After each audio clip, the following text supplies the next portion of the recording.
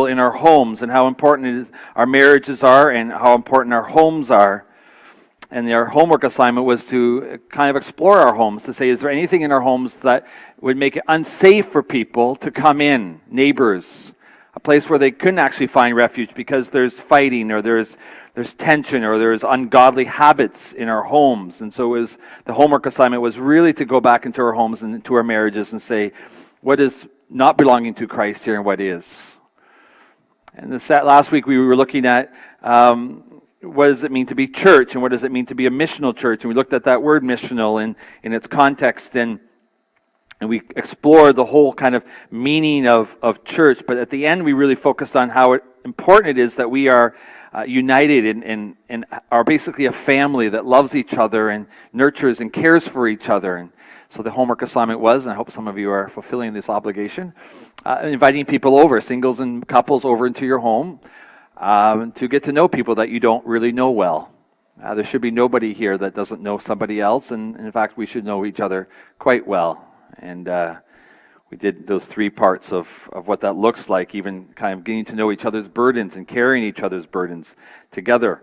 Well, this week, we're looking at what it means to be a welcoming church, and we've invited a specialist in this area to be with us tonight, Pastor Hilmer.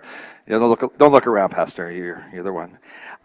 He asked me to do an exegesis on Hebrews chapter 13, not the whole chapter, just the first 3 verses. He says, "Keep on loving one another as brothers and sisters. Do not forget to show hospitality to strangers, for by doing so, some people have shown hospitality to angels without knowing it. Continue to remember those in prison as if you were together with them in prison, and those who are mistreated as if you yourselves were suffering." This is the word of the Lord. And Pastor Hilmer asked me if I could just answer this question: who are the angels that we might be entertaining? And I said, well, tonight it will be you. So we're entertaining. Yeah. So let's give maybe a hand for Hilmer. Thanks, Hilmer. It is so cold tonight that I'm seriously thinking about rolling down my sleeves, which is highly unusual. But it's not there. It is great to be here. I'm kind of excited to be here, mostly because I've been curious. I hear about these little kind of clandestine East location meetings that are going on. I was like, what's happening there? I'm curious about these things. So I volunteered to speak because I figured eventually you would invite me. So this is good. So I just reflecting on some of the conversations that Ian was having about what it means to be hospitable. And I'm going to talk tonight about being a welcoming church. And I think in some ways you could just say that that's really about being a hospitable church. And I asked Pastor Ian to read the little portion from Hebrews 13, and I haven't looked into it deeply, but I find there's something really intriguing about the idea that you could potentially be hosting angels. There's something to think about, right? We talk about, and I'll talk about this a little bit later, about kind of a secret survey, but imagine if it was an angel doing the secret survey. That kind of changes things a little bit. So we're going to talk about that tonight. What does it mean to be hospitable? Why should we be hospitable? Let me start with that. And I think it's because God wants us to.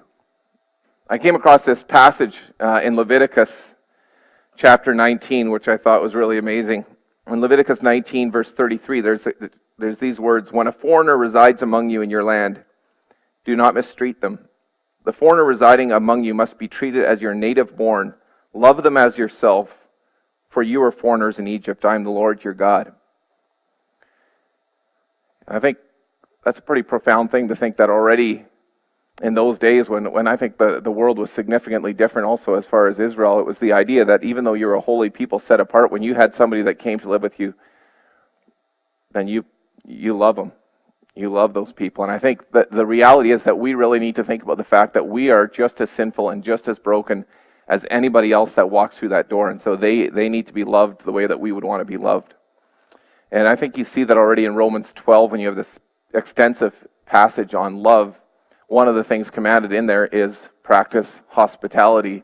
I find it intriguing. We talked about this at the office bear, kind of the leaders training the first session. that one of the main stipulations for somebody who's qualified to be a leader is the fact that they are somebody who's able to show hospitality. And so I want to spend some time reflecting on that tonight. Now, as usual, whenever I present, I don't usually rely on my own insights. I just read somebody else's and I share them.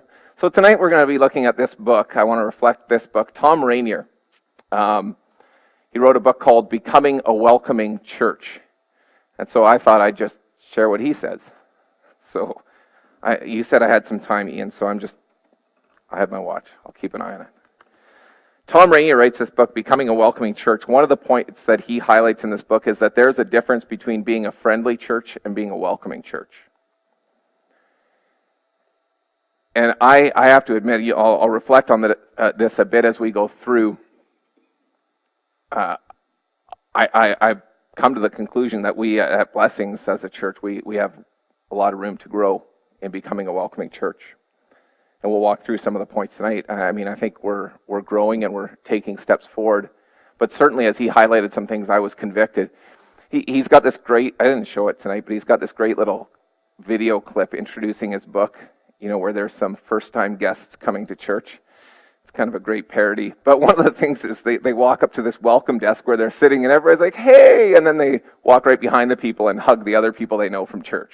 And it's like, oh yeah. So being friendly, you could be friendly. There's lots of great chatter in the church. People are smiling, they're loving each other, but they're loving the people they know, which is different than being a welcoming church. And so tonight I want to spend some time reflecting on what does that look like to be a welcoming church as opposed to a friendly church. The overview that I want to have, kind of the goal tonight is this: learning to think from the perspective of an unchurched guest. I think that's something really, really hard to do. I think we're all by nature, if you're pretty familiar with church, if you've kind of grown up with a church background, I think we like to think that we know what an unchurched guest is thinking, but it's usually just kind of what we're thinking, as opposed to the real questions that they actually have. Now, Thom Rainer, I should say this, he was a pastor, that's his background. He's now CEO of a company called Lifeway Ministries. And basically his specialty is research. That's where he spends a lot of his time, on research on church culture, church growth, church planting. I'm busy if that's... I stole that line from John Bumpopta once. It was great. Middle of a sermon, the phone rings. Love John. So Thom Rainer, he says... his specialty is basically researching, and he's got a lot of amazing stuff. I would recommend looking up what he has to say. He actually does a lot of stuff, like as an organization, they will go to churches that are struggling with some of these issues, and they'll meet with them. But he does a lot of great stuff.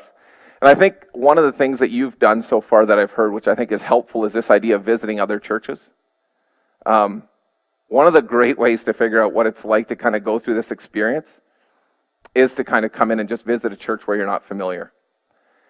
I would say, I don't want to undercut Pastor Ian and suggest modifying his ideas, but I think one thing to do is to actually go without going with a group, without going with anybody. Just go yourself to a church where you haven't been before, and then kind of get a sense of that experience. And one of the things you still have to realize is that even though you're going to somewhere where you haven't been before, many of you actually have an idea of what church is going to be like. There are going to be differences, so that's still not the perspective of somebody who's totally unchurched, right? Your neighbor who's never set foot in a church door. So I want to talk about that a little bit. This past March, so a year ago almost today, we went to Florida, did the spring break trip, which was awesome. Especially on days like today, I'm really reflecting on that. But we go there, and as you know, there's a lot of people that do this spring break trip, and so we run into somebody that we know from here, and they're like, yeah, what are you doing on Sunday? A lot of us are going to the OPC, the Orthodox Presbyterian Church in town. We know people. They're like, it's great. Normally they have 200 guests.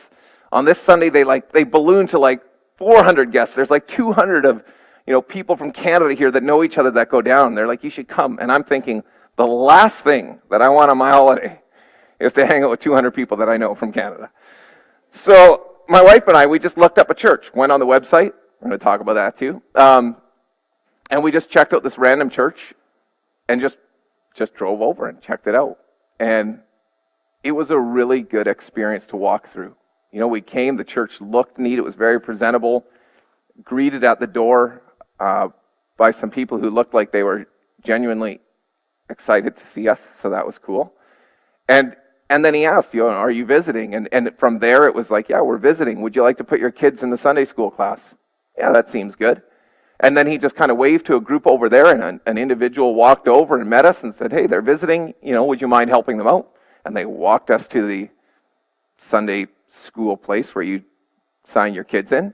And, you know, while we were doing that, this guy kind of stepped away and was polite, stood 15 or 20 feet away. And once we had our kids registered, walked back over, showed us where the classrooms were, dropped our kids off. And I was like, wow, this is really, really impressive. You felt like, you know, they were going to hold your hand through the whole process, right? And then they finished off and said, there's the worship center. And so I was, you know, that was a really neat thing for me to say, okay, you can look and you can learn, like this is a church that's doing this really well. I think there's areas where we can all grow in these things. So what I love about Rainier's book is that he's got these 2 top 10 lists, which I'm going to go through tonight. The top 10 reasons why people don't come back, the top 10 reasons why they do. I'm like a Sports Center guy, so when there's a top 10 list, I'm sold. I'm like, let's do it. So let's talk about this for a little while tonight. Top 10 reasons why guests don't return. Number 1 reason, the stand and greet time in worship was unfriendly and awkward. Now, when Tom first wrote this particular, this wasn't in a book, he first presented this in an article that he wrote, and he received a lot of flack. There were like churches writing in, and they're like, what do you mean you're criticizing our meet and greet time? Our meet and greet time is awesome. And his point was, as churches and as church members, we think that the meet and greet time is awesome. The problem is that your unchurched neighbor or colleague who's coming for the first time doesn't tend to think the same way. What happens is that it ends up being this time where everybody stands up, they're like, yeah, meet and greet, right? All the church members are like, let's shake hands. But you shake hands mostly with people that you know.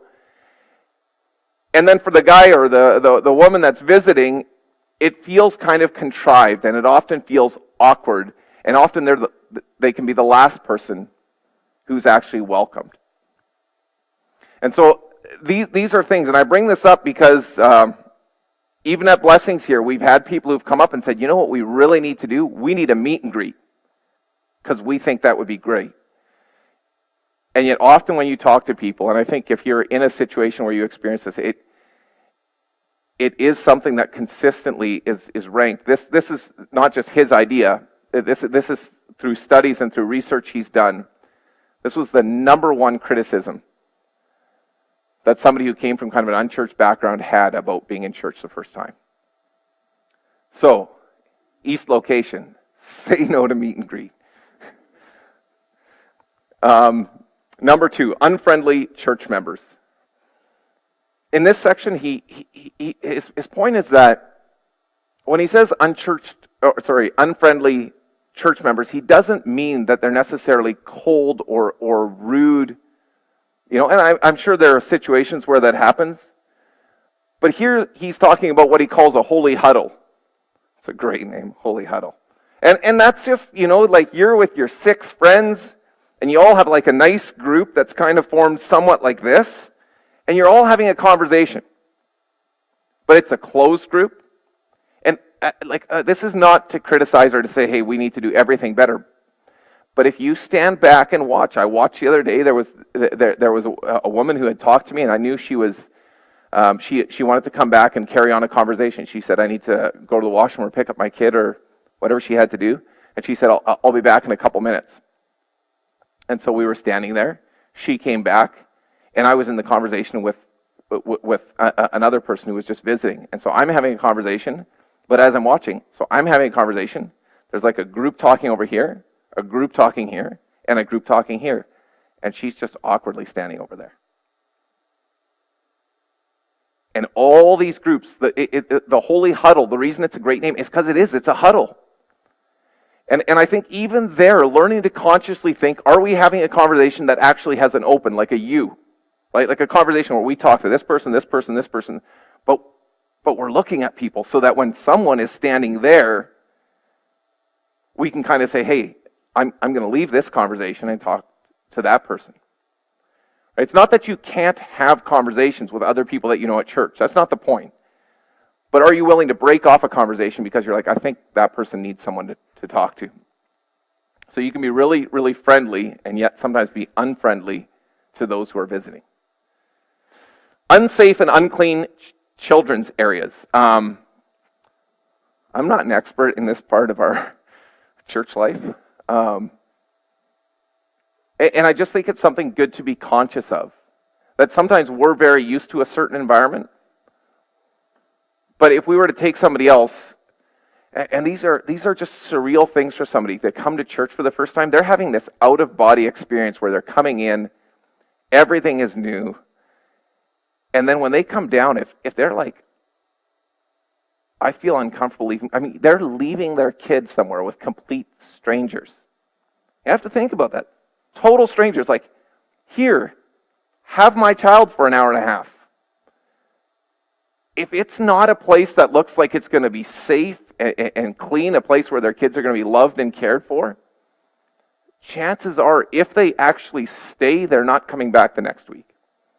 That doesn't mean that we all need these massive, beautiful facilities. I think that's sometimes, and he brings that up too. You work within a budget. You work within what you have. There are parameters.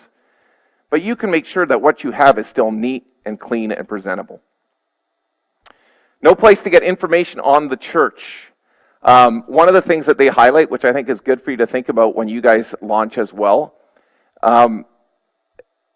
he stresses the importance of like a welcome table or of a welcome booth. Something that clearly says, come here and find information.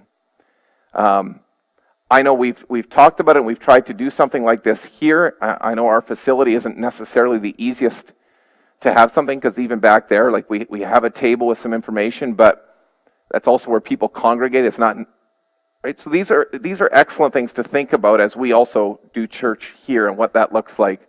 But people just want a place that they can go to. We can say, hey, pastors, we're available. Come talk to us after the church service.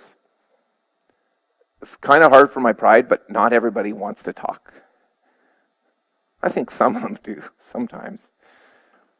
But for some of them, they're like, I don't want to start with the pastor.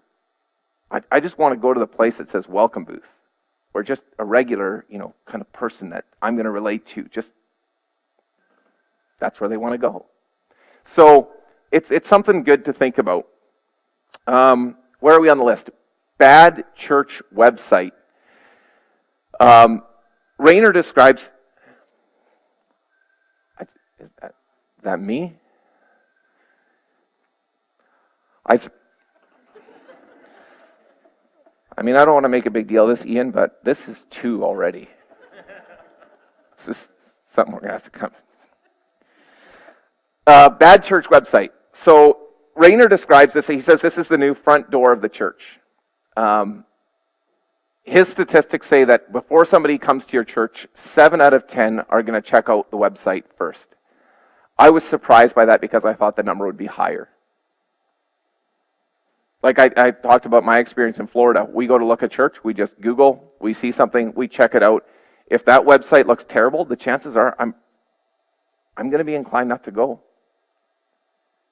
And 2 things that he really stresses have to be on the website very clearly, have to be service times and an actual physical location. Something that you can click on fairly easily to say, okay, that's where I'm going to go. Sometimes I feel bad going through this list because these are a lot of pragmatic things, and we could say, well, these are just details. But we live in a pragmatic age. Like your neighbor, if he's got to search through like 4 different pages to kind of find the info he's looking for, might have already given up. Right? They want to see service times, and they want to see location. So those are 2 things to highlight. I think when we consider the website, other things that I think were kind of interesting, he talks about the fact that beliefs and doctrine should be something that are very, very easily accessible on your webpage. It's one of the things that people are looking for.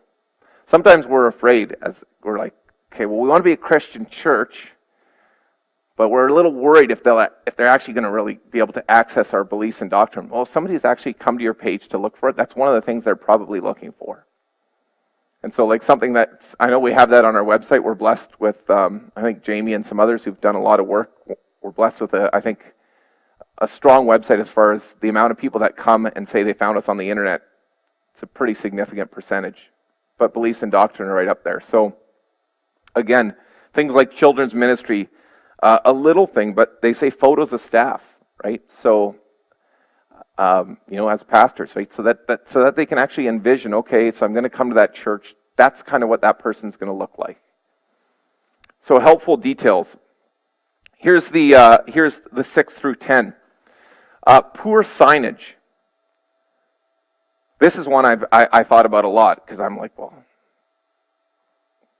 I mean, signage, kind of. But again, like when you really step back and say, okay, so you're totally unsure. You've never been in the building before. You walk through. In a building like this, there are like 48 different doors. And we've had people who come in, we never find them again. They just disappear somewhere. If you come in and you don't know someone, you could end up in Pastor Bill's office. You could end up down that road. And the truth is that we just kind of assume that someone's going to know where they need to go. But if somebody came in and something simple, like somebody came into this building and had to find the washroom, right? Either they have to go to the washroom, they got their kids. I don't know, they're kind of good luck. And what it does is it immediately forces them into an awkward situation, especially if they're not comfortable talking with people. They're already stressed out that they're there. Now they got to find a random stranger to tap on the shoulder and to potentially open up a conversation when they just wanted to go to the bathroom and kind of quietly find their way into a pew somewhere. So these are things, and it's been helpful for me. I think these are things that I look at and I'm like, yeah, we should have conversations about these things. So I have been blessed by having to kind of prepare for this. I think another good point that Rainier brings up is that when you have good signage up that just says, well, this is this, this is this, it instantly tells somebody who's coming to your church that you're expecting visitors. They come in, they see the signs, and they're like, these people expect visitors to be in this building on Sunday. And so I think, yeah, there's a lot of value in saying, okay, signage. Insider church language. Yeah. And I'm guilty of this, even in preaching. Like there's times it just, you say something, you're like, if you didn't grow up with a Reformed background, you would have no idea what we're talking about. Okay, I'm going to give you an example of insider church language. Do we have one of those visitor info cards hanging out here? Oh, yeah. Sorry, Annette, I have to show this today. We had a meeting today with Ian and Bill and Annette. She told us our schedule for the week. So, but we were looking at these welcome cards. We were having a visit. Okay, so you got these welcome cards. You got the 4 spots here. Are you a first-time guest, a regular attendee, a returning guest, or a CanRef church member? Now, if you're somebody who's never gone to church before, I hope there's no one here who designed these. I thought about that later once I started this. If you're somebody who's never been to church before, and you're asking yourself the question, am I a CanRef church member? What is that? Is it a soccer club? Is it like... And we do this. Like, I love the welcome cards. I think they're great. I love the fact that we have them. But this shows that we see things from a church perspective. And they're just conscious things that we need to be conscious of. So there is an example of even here how this has slipped in. It's insider church language. So again, we've learned lessons today. We're going to correct a lot of things here by the time we're done. Number 8, boring or bad church services. kind of ironic that that's actually number 8 on the list. And here they're talking about music, preaching, which again is kind of a blow to the pride. You're like, shouldn't it at least be like number 2 or number 3 on the list? But it shows that even if you don't have the most dynamic preacher, or you don't have like the best music, like that you don't necessarily have everything that another church has, this is not necessarily the driving factor for someone. And I'm not saying that we shouldn't strive to have great music, that we shouldn't strive to have great preaching. Obviously, you want to certainly make sure that you're bringing the gospel message to them. From our perspective as a church, that is, critical to everything that we do. But what it shows is that the things that are actually obstacles to people coming again are often pragmatic things that we could deal with. Right? The gospel is something that you can't change. You got to preach the gospel. You can't negotiate on that a whole lot. It's like yes, you can negotiate on insider language, on those sort of things, but the gospel's the gospel, and you're going to preach the gospel. But there's a lot of things that you can control, and that we can change, and that we can accommodate to make it a lot easier on somebody who's coming for the first time. Number 9, members telling guests that they were in the wrong pew or chair. Like, is that a thing? I don't even know what to say. I'm just going to be honest. If that happens at Blessings, we're going to be down a member. Somebody's out. Somebody's out. Wow, I couldn't. Anyway, but it's on the list. I don't think he's lying. I thought maybe it was an entertainment value thing, but no, Tom is pretty serious. Tom Rainier. Members telling guests they're in the wrong pew or chair. I mean, that is, please, please, please, don't let that be us. Dirty facilities. Again, his point is not that you need the nicest facilities, but the way that you treat your facilities says something to your visitor, to your guest, about the way that you care about your church. And if they come and if they, we for example here, we have an older building. It's tired. There are things that we could do for sure. But I will say this, I was here today and I watched Donna clean this place, right? And she cleans it spotlessly, right? She puts a lot of time, and I think that's important, that people come and they say, yeah, they do try to care about their church building, to make sure that it's clean, it's presentable. And these are things that people just notice. They're kind of subliminal messages that I think are worth thinking about. I gotta speed up. Okay, we're going to go to the top 10. Luckily, some of these are overlap, so this is good. Someone asked a guest to sit with her or him. Often we think that the most awkward moment for a guest is the time when they come through the door. But Rainier argues that some of the most awkward moments for guests are actually the moments leading up to worship. When they come and they sit in a pew, and everybody else is kind of starting to sit around them and have conversations and kind of laugh and joke a little bit, and they're just feeling like they stand out. I mean, that might not be actually happening, but that's how they feel.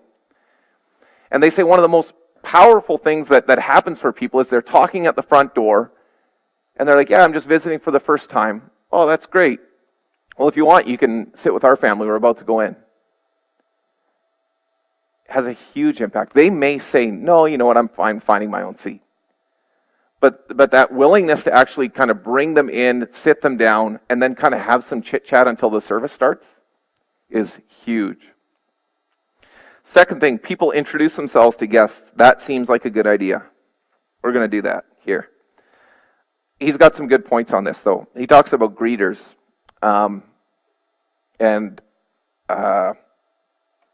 We've been thinking about this. I had a chance to meet with the welcome team a week ago or so, and it's good to talk about these things and to reflect on, okay, what does our welcome look like? One of the things he points out, which he was pretty bold on, is he says, your bulletin person is not a greeter. And I was like, what do you mean? He's like, they're not a greeter. Like, yes, they have an important job. He's like, I'm all for the bulletin people. But they just don't have time to meaningfully greet someone because there's people just backing up. It's like, hey, good morning, how are you? And I think that's where we're like, hey, we're a friendly church. Right? That's a friendly thing to do. Like, hey, here you go. But that's not necessarily that next step of being a welcoming church. He's like, no, you need to have assigned greeters, people whose specific job is to walk around and look for people who are coming in. And even that involves people who are kind of just walking the aisles, right? Maybe you have that person who's come here who hasn't been invited to sit with someone, who's just there, kind of looks like they're out of place, and just steps over and says, hey, welcome, you're here. Good to see you. Asks a few questions. Can I help you? Do you want to bring your kid to the nursery? Your child would probably be nicer, but we won't. So just these simple questions. Do you have any questions? Do you need help with something? And so I think that's something we're going to strive for, is actually having people who are designated specifically towards greeting. Yes, still have your bulletin people. But start to understand, start to think deeper about what does it mean to actually greet someone when they come into your church. There was clear signage. We covered that one, I think. Clearly marked welcome center, also covered. Kids love the children's area. That's good. I will say this, like one of the things, I had a lady that I was talking to who's been visiting with us for a while, has a young child. And one of the things that really, really matters to her is that her kid came out of Little Kids Club, Calvary, which one is it? Calvary. I always mix those up. But whichever one it was, the child was very happy, very enthusiastic afterwards. I think that says a lot, right? So, and I think it also reminds you, if you're in one of these ministries that's kind of serving behind the scenes, right, your gospel witness is important, right? People don't see it out here, but what you're doing out there, spending time with this child, has a huge impact on, someone's desire to return and to have her child come in there again. Guest parking was clearly visible. Oh, we covered secure and sanitary. I think we got that. Guest parking was clearly visible. Again, this is something to think about. But, the idea of having first-time guest parking, right? That's very clearly labeled. If you're a guest here, we prioritize you. We would like you to have a place where you can park. Two things that that Rainier says we should have is for sure clearly marked handicap parking and clearly marked guest parking. I'm not sure if we have either of those. I was like, oops. So we're, again, things to improve on. But this is going to be one of the challenges, I think, even of this building and of worshiping here. We've had to reflect on what does it mean to be a church in the city. We could love and desire to have an awesome parking lot out there that would fit 200 cars. It'd be cool. But we don't have it. And so we have to work with what we have. What does that look like for us? And how can we accommodate? Right? Do we look at things like a shuttle service, right, where you try to make it as painless, as easy on people as possible? These are just things that I think we need to think of. They're pragmatic issues, granted, but if they can help somebody be exposed to the gospel, let's consider them. The church did not have a stand and greet time. I think he just wanted to throw that in one more time, so he was like, okay. The members were not pushy. It's possible to be over-friendly. I think maybe we should... Pastor Bill and I were talking a while back, and we're convinced that in our first few months, that we managed to scare off a lot of people. Like, because we were so excited. When there was a guest coming through the door, we were like, yes! Yes! And you would come over, you're like, hey, how are you? I'm Pastor Hilmer. I'm one of the pastors here at Blessings. I don't know if you know. I'm going to preach this morning. And if you want to talk afterwards, I'll be downstairs in my office. I'd love to meet you and spend some time with you. I'll be at my house. I'd love to have you over. My kids are Whitney, Rowan, and Kiara, and their ages are 7, 9, and 11. And if you want, we can sign you up in a small group, and we got lovely small groups. They meet on Wednesday nights, Thursday nights, And we were just so excited. We just wanted to love on people so bad that they were like, I'm never coming here again. That was the most awkward 3 minutes of my life. We joke about it, but it's been a mistake. Even things like pushing someone right away into a small group. we've done a lot of embarrassing things. Okay, we'll just have confession hour. Am I still okay for time? I'm almost done. So, this is so bad. Bill and I can't even blame Ian on this because he's not responsible. We used to have this thing where we tried to keep track of how many times a guest would come. And we were like, if they're here for 3 Sundays in a row, we're going to, like, we got to see if we can get them in a small group. 3 Sundays, they're fair game. Put them in a small group. And we noticed something a lot that, like, they never came back for a 4th Sunday. Right? It was kind of this consistent pattern that started to develop. We're like, oh man. But these are things I know we want to love people, but there's boundaries to this. So certainly give it some thought. The guest card was simple to complete. I think that's one of the things that we've done well. I think we have a simple, short, sweet, and to the point guest card. So how do we? I just want to spend a little bit of time on this. How do we go to being a welcoming church? The first thing is you need to buy in, and you need to believe that it's important. That sounds really harsh, but when he's doing his research, he's like, yeah, there's sometimes leaders at a church that call him up and that bring him over and say, hey, we really want to be a welcoming church. But the challenge is the members don't care that much. They're like, yeah, it'd be great. We want to be a welcoming church. We just don't personally actually want to inconvenience ourselves to make that happen. And so if you want to take the steps to being a welcoming church, then I think, that's, regardless of whether you're at the East location or at Blessings, these are things that we need to think about. So what am I willing to inconvenience myself to make that happen? Does that mean that 1 out of 5 Sundays or whatever I commit to being on this team? And I say, I don't love it, and if I'm totally selfish and honest, I would love to just take a bit more time at home so I don't have to show up at church early. But for the sake of the gospel, I'm going to buy in. Right? That's how he presents this, and I love it. He's like, how much does the gospel matter to you? Is a half hour really going to make that much difference in the scope of eternity? Probably not. So you've got to buy in. This has to matter to you. To make a welcoming church, he highlights the 3 G's. And he says that church has to be a leadership priority. And he describes this in terms of going groups and guests, the 3 G's. A going church is a church that is, it's a church that is really trying to bring the gospel out. And his point is this, that if it doesn't matter to you to reach your neighbors or your colleagues with the gospel of Jesus Christ, if you're not intentional and passionate about bringing the gospel out there, then you're not going to care that much about them when they come in here. And again, this is something that I think, even just personally growing in my neighborhood, right, with my neighbors, sharing the gospel with them, right? If we're not that interested in actually sharing Jesus Christ and who He is with our neighbors who are right next to us, then what does that say about the people who come in who just happen to live somewhere in the city, right? And how engaged and how much are we going to care about them? It's a real mindset that has to kind of shift. And then groups is just small groups. He's like that's key. And he says that will lead then into guests. But these are kind of 3 G's that we should focus on. Some of the things in this part, I'm just sharing with you. This is from his book, and I'm not sold on all of them. So gather a group of people who are passionate to serve. Amen.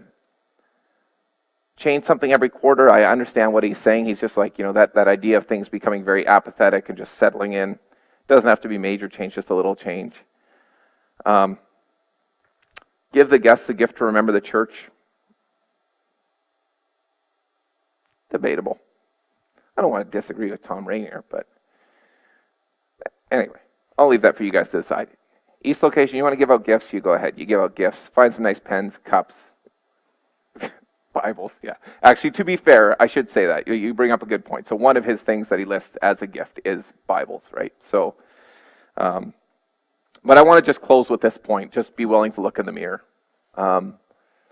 some of the most helpful conversations that we've had in the last, even 6 months have involved kind of hard conversations to be like, we actually kind of really stink at this aspect.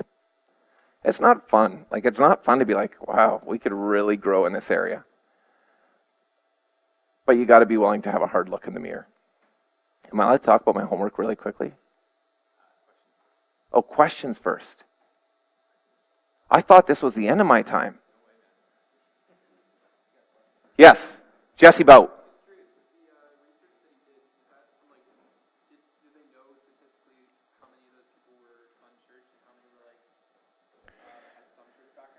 Yeah, so a lot of what he does. Yeah, okay. So Jesse was asking about, like, so statistically, do we know whether they were unchurched or kind of what category they fell into, right, or whether they were nominally churched?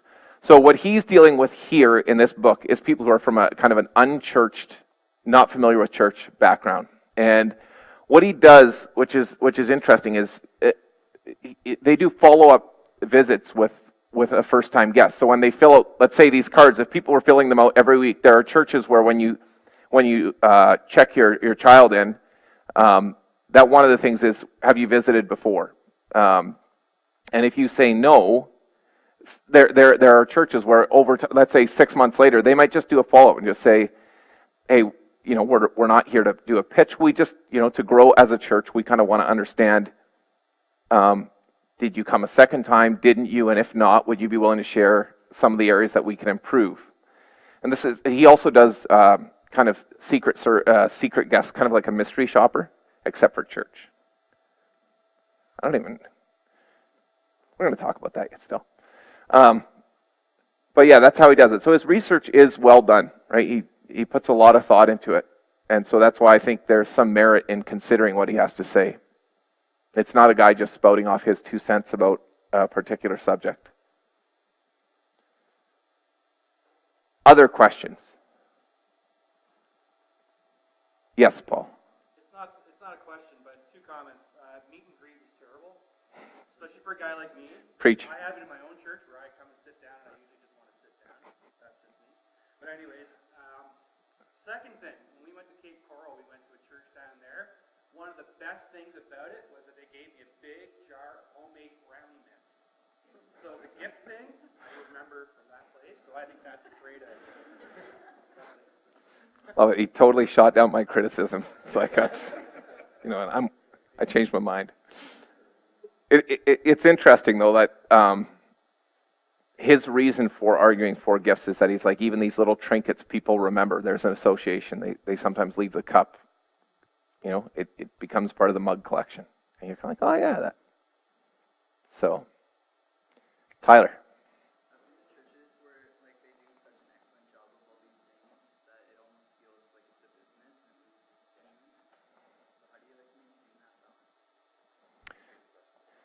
Yes. So Tyler's been to churches where it's so well polished, it's almost seems professional. Would you say, like, it's lost some of that sincerity? I think he would bring that up under the gathering his comment on gathering a group of people who are passionate to serve. He said, if you're going to have greeters, they can be kind of different personalities. That's okay, but they need to be people who really care about people. However that comes across, that the person walking through the door needs to know that you're excited to see them, and I think that's really hard to fabricate when it's genuine. When it's become so well polished that it's not genuine, I think there's something that it's become a bit of a business as opposed to like a church, right? And that's not, picking on big churches who do this really well, right? I mean, some of them, I think you'll have instances like that where it can be like, okay, well, I'm just filling time but there's a way to do it well. It's about passion, conviction. Oh, my homework now? Yeah.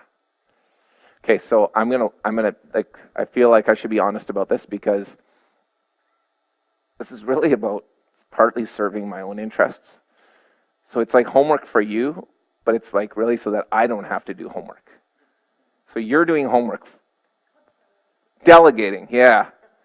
And what I wanted to do, I thought this would be kind of just the idea of getting the perspective of someone who is not familiar with church. So there are these questions. I don't know if they're on the. I don't know if the homework's. Corna's totally fallen asleep up there. This is awkward. It's okay. It's jet lag. It's. Oh, the questions aren't on the slides. Okay, well, we'll let him off the hook. So they're on the handout, so that's good. Yeah. So at the back of this book, this is copied basically directly out of the back of Tom Rainer's book, and it's a secret guest survey. And what I'd like to give you for homework is that, how many small groups do you have? 9? I would like to see if each small group could maybe have 2 people each group that you find who maybe are just a neighbor, a colleague, a friend, who you essentially ask to do a favor for you. And to come to this place on a Sunday, whether it's a morning or an evening service, and to fill out that survey. And I think just as you read it, I think your eyes will be opened to some of the areas, some of the things that we think that we might be doing well, that we're just not seeing through the lens of somebody who has totally different questions than we do. And so obviously I want you to find people to do this. This is not for you to fill these things out, because we're going to fill this out. We're going to be like, oh, signage, great. We got a sign somewhere up front by the road. No. The question is like, what is somebody else? Like from the moment they walk out, and that's what the survey does. Basically, from the moment they're driving up, what are the questions? What's the process that they go through? And I think it'll be really insightful, not just for here, but I think learning to think that way will help you as you launch. Yes.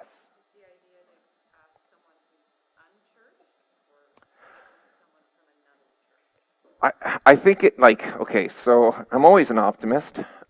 Ideally, it would be someone who's unchurched.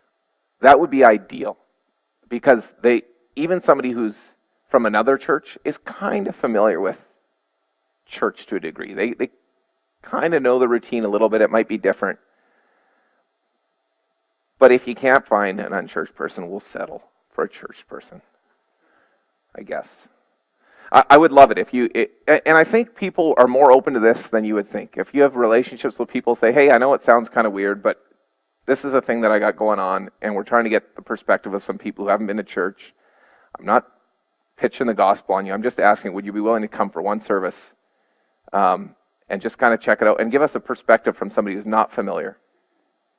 I think there'd be more people than you think that would actually be open to saying, yeah, I can. Probably be kind of curious, like, okay. Yeah, give them a gift. Yeah.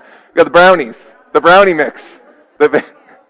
So I would love it, but I would also love to collect those, because the truth is, if we're able to collect, let's say, 15 or 20 of those, we would like to look at that as a leadership here at this church, so that we can actually sit down and say, okay, well, we think things are going well. What does somebody think who's never been to church? And I think this is part of this looking in the mirror. It might be a really painful look in the mirror. We don't have any signs, so that's the start. Did you have to point it out? We got one by the road. It's big, and it has... Yeah.